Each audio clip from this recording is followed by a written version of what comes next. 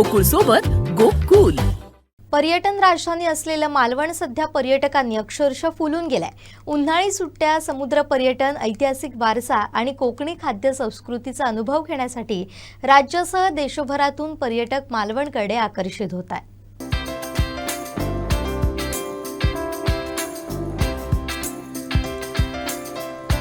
मालवणचा पर्यटन हंगाम तेजीत सुरू आहे. सिंधुदुर्ग किल्ला, राजकोट किल्ला, रॉक गार्डन तसेच समुद्र किनाऱ्यांवरील वॉटर स्पोर्ट्सला पर्यटकांची मोठी पसंती मिळते.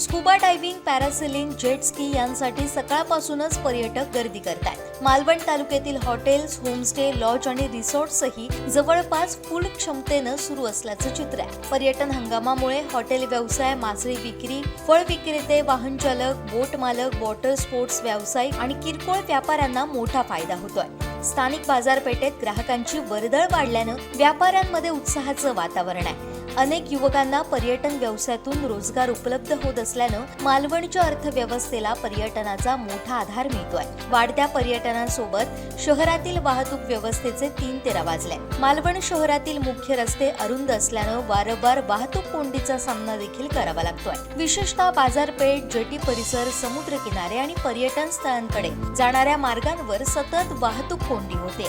पर्यटकांची संख्या वाढली असली तर